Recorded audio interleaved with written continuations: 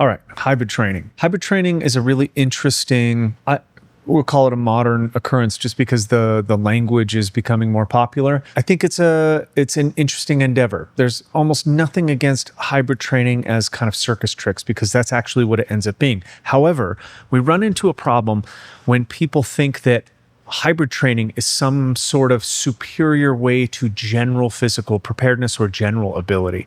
That's where the ball drops and we have an issue because it comes down to probably one of the most, I would say, common misconceptions about fitness as it relates to general ability. And that is that it's a sport in its own right. Like training has become its own sport. That's what I would call CrossFit and kind of a couple other endeavors. Most people are actually training to get good at exercise and defeating the point of using exercises to increase the capacity or the ability of your physiology. The difference between those two aspects is like, it's a massive difference. And I think it's throwing a lot of people off. So I want to talk a little bit about it. Now, I just wrote an article about it that goes kind of in depth on the mechanisms and why I think it's important. For that, probably shorter than what this is going to be, an easier read and more defined and less babbling, I would say refer to that article because it's going to be a little bit more direct. And this, I kind of wanted to branch out to talk about a couple different ideas and a couple different problems that I see with the hybrid approach. The first, let's just kind of call it what it is. Most people blend together strength training and some kind of endurance feat, but although technically it's in the energetic of, say, an aerobic capacity feat. When they blend those two, they're essentially saying that by becoming very good at both ends of the energetic spectrum, let's call it just strength and endurance in order to keep this concise, they're basically making the assertion that it's a general adaptation because the middle would be filled in somewhere. And that, first of all, is a huge misconception because it breaks the first kind of rule of training, which is the SAID principle or the law of specificity. Also, it just kind of amplifies the fact that people are still aiming for these circus tricks in order to prove their own fitness. And that is probably the bigger deterrent that's happening here. Not that it matters. Like, yeah, go like deadlift as much as you possibly can, and then on the same day run as far as you can. I don't think that is I don't think that's an ignoble cause or that you're going to run into really any issues. I think that's a fine way to spend your day or even a training block. However, thinking that's the end all be all to the answer of how to stay fit. And I think that is actually driving a problem in the wrong direction, which is what we see more often than not. That is making a sport out of training. The problem with this is that what you'll see if people go down this road or they carry this model too far is you'll see that the adaptation process or the answer to how do I stay fit is never really defined accurately, such as a big lift it doesn't make you strong, right? That strength is not a single act. And it's not a single exercise. It's not a distribution like that. To measure it like that creates a point. And this is kind of interesting.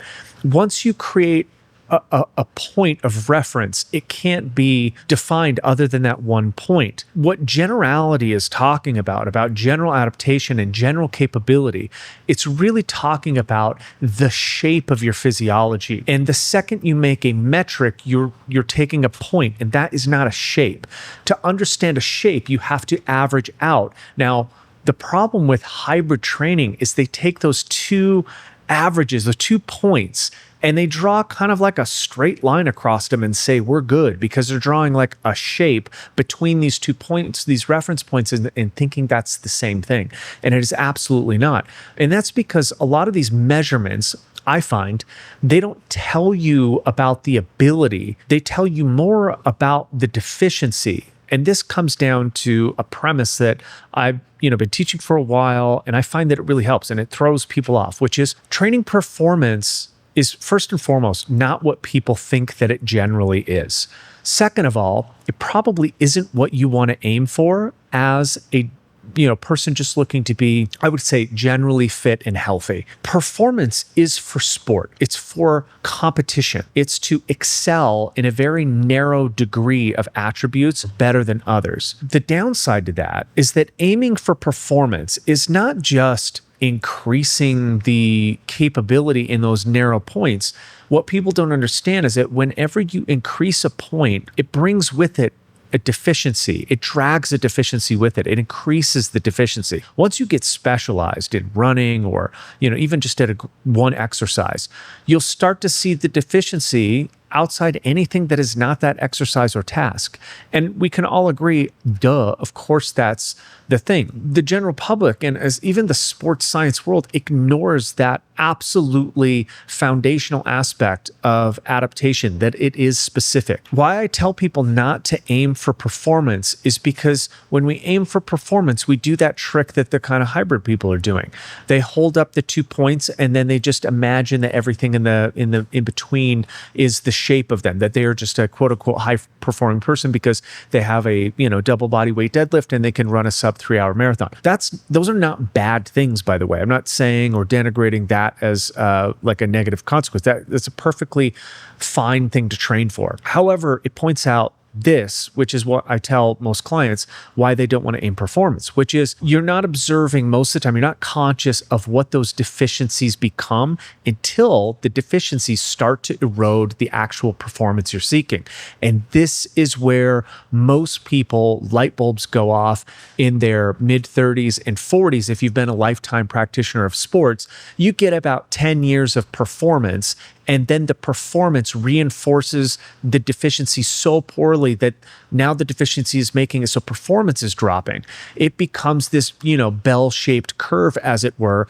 And this is really what drives people to almost a madness, because what worked for me in my 20s, I used to, just do the 3 basic lifts, and I would, do my cardio, and I would do a little bit of bodybuilding, and I stayed admirably fit. I kept it simple, stupid. I did exactly the thing that people tell me not to do. Don't overcomplicate it. Just stick with these lifts and the basics, the tried and true, the things that have been proven over time, and you won't have any problems. But that's where specificity runs into the law of accommodation, and it starts causing problems. Achieving performance is essentially a redirection of resources. We only have so many resources, and saying that I want performance has to redirect the resources from somewhere. And whether that is range of motion or actual amount of tissue or just time, it eventually will cause an issue, because it's very hard to tell what the consequences of aiming for performance are. And just to be clear, I would define performance as above average traits, right? You're developing above average behaviors. That's about as simple as you can get. And that way you can direct it towards muscular or aerobic performance or even skill. It doesn't really matter. You look at what the average person does and then you try to meet those. And everybody kind of does the same thing. They ignore what they don't need. So runners will not build mass, and cyclists will try to actively lose weight.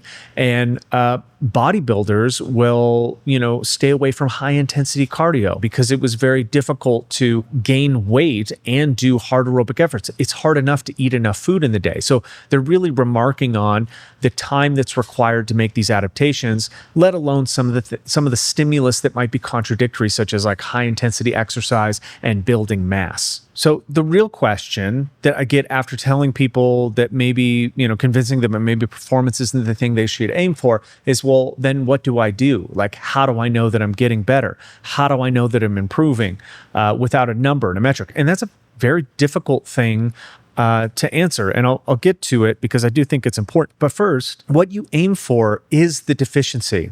So we'll come back to those 2 points of saying I have above average deadlifting, above average ability, above average endurance when measured, let's say in running. I would look then not at what those peaks were, but I would look at where the deficiency is in everything below that. And that becomes the interesting aspect of, training, what I would call the constraint.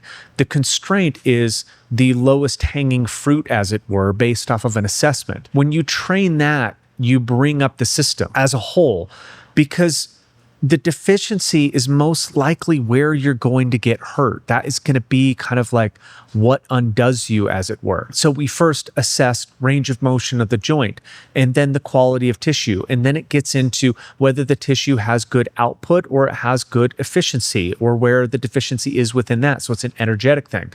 And the other cross is essentially whether it's aerobic or it's muscular. Between that, you essentially have an endless cycle of things that you have to address. And that when you do address them, consequently, and funny enough, you become a high performer. So the ironic part about not aiming for performance is it's first and foremost an answer to kind of the longevity cycle of aiming for performance and finding like a 10 to 15 year longevity cycle. And it breaks that first and foremost because you're constantly just working on things that are deficient. On the performance side of it, being actual performance, when somebody has very few deficiencies, they have remarkably high performance. So if somebody, has no real mobility issues and no real deficiencies in being able to produce power, at least on average, once you bring all the averages up, that person is an exceptional performer. The reason to actually do it, though, is not that you should avoid sport your whole life, or that you shouldn't compete, or that you shouldn't try to peak one thing or improve one trait. That's not what I'm saying. I'm saying that if you do that above and beyond, or in ignorance of your deficiencies, that is where you're going to run into problems. That is most likely where these people that were either collegiate athletes or competitive athletes in their 20s and 30s, they get to this part where their body starts breaking down because they're just repeating the exercises, they're just repeating the workouts, trying to hold on to the performance metric. And it's requiring resources from their entire body that can't give resources to the things that are actually deficient. And once those things become so deficient that now they're a liability, they start wreaking havoc on the things that you're actually good at. So to put this like in a very real perspective, just think about, when somebody has a mobility issue in their low back. Well, that mobility issue in their low back eventually becomes a mobility issue in their overhead or their shoulder position. And once that solidifies, now the shoulder and the back don't work cohesively together.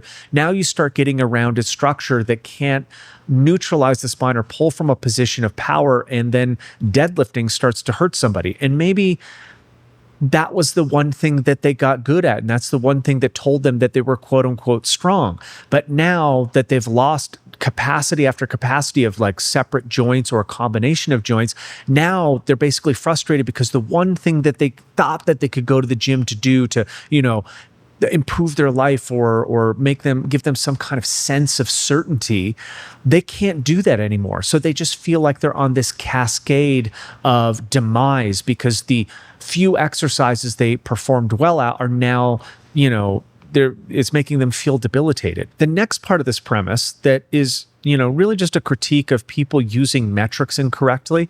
And it's not that it's pointless to measure. There's absolutely reasons to measure things. However, that so quickly becomes the goal, right? The second you say that like a bigger back squat is better, the person is going to ignore every other aspect about the back squat and why they would use that exercise or that movement, or even use it as a diagnostic tool. And they're going to aim almost in a corrupted way towards moving a bigger weight. And granted, this is talked about in kind of like different language, don't lift with ego is like how some like gym bros put it, or, whatever. You've heard something that is like some kind of cautionary tale about telling you to avoid everything, but they're not hitting the thing that is most important, which it has nothing to do with the number. And what we find almost every time, like all you have to do is go into a gym and turn a timer on, and people will start competing to see who finishes the first. Now, you don't have to be an idiot to actually succumb to such a terrible incentive. You're just driven to beat other people. It's a competitive, it's a driver in our human genome somewhere. And what you will do to win that is cut reps short or cut movement short, or, sometimes blatantly cheat. And now we're serving a time or a metric, and that metric is just a comparison to other people in order to feel good about our performance because we said the metric was important. However, we got worse range of motion. We trained less tissue. We exposed ourselves to probably dangerous positions, all in support of this idea that winning was the incentive. And this is kind of the bad side of sport crossing over into training, which is why training should not become a sport, mostly because of the poor incentives and poor metrics that get attached with it. And you can't help but notice it. You don't follow anybody of these like fitness influencers because they have perfect technique and they don't lift with ego. You want to see them lift big fucking weights and it's super impressive. However, it's dissuading to the act of using physical fitness to improve yourself, right? You're using it to prove yourself, not improve yourself. And that is one of the biggest problems. And this is where I guess it's very hard to communicate with people. Then what? If a back squat number doesn't matter or lifting numbers doesn't matter or times are irrelevant, then how do we know that we're getting better? And this is a really difficult question to ask. I wouldn't even call it a question. It has to be a conversation. That's like the only way to put this is that the conversation to understand whether you're getting better has to happen in your own head and in your own body. And that's the way to understand whether you're getting better. And this comes on to another very big topic that we're going to like bastardize just by bringing it up here, which is the fitness industry is trying to outsource whether you know yourself or not, right? Like every metric that's out there is kind of like silently dissuading you to believe it over your internal voice or your internal knowing. And that's what I find is the biggest problem. It's not that a bigger back squat isn't actually better, because in some cases that it actually is. It shows an improvement at the tissue or the ability for force output or strength endurance or something like that.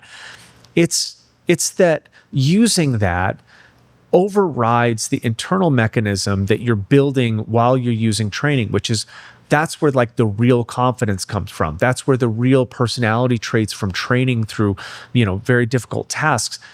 It's an inner knowing. So when people ask me, like, how do you know you're getting better based off of your system? I think it's an inner knowing. As bullshitty as that answer sounds, I really do wholeheartedly believe I know internally when I feel pretty fucking good. Like I know when I can go hard. I know when I can jump. I know when I get out of bed and I ache and I grunt or I fear sneezing.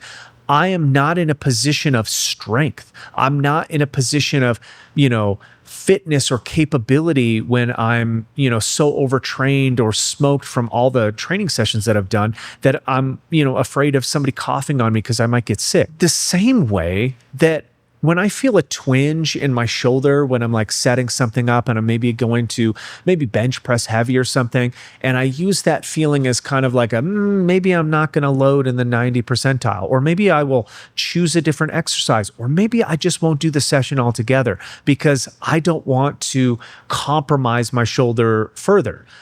That wasn't based on a measurement, right? Like I avoid the most catastrophic injuries most times that I don't even know about, probably because I had a feeling that I shouldn't do something. The fact that we have been dissuaded from using that same feeling to know that we're actually improving, that is a crime that the fitness industry and coaches play on other people.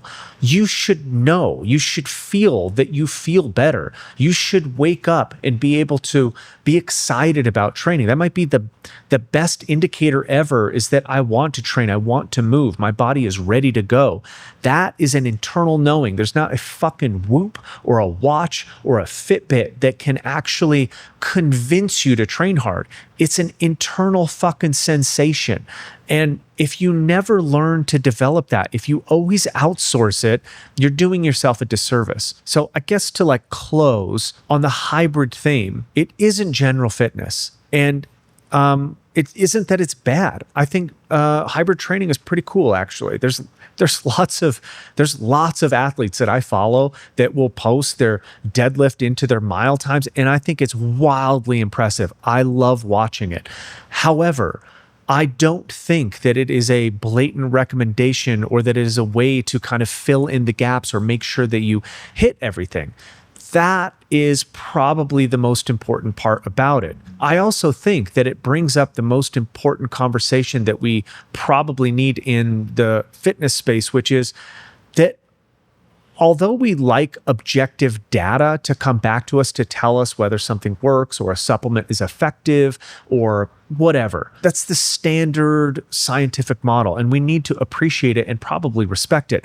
However, as an N of one, subjectivity is the only thing that is important because you are the subject. And if you don't understand the subject as N of one, you can't understand anything. And training is N of one. It is just you trying iterative things in order to improve your physicality and your emotional capacity and your psychology, and not being told by another person whether you feel good or not might be the most important thing that you get from actually training.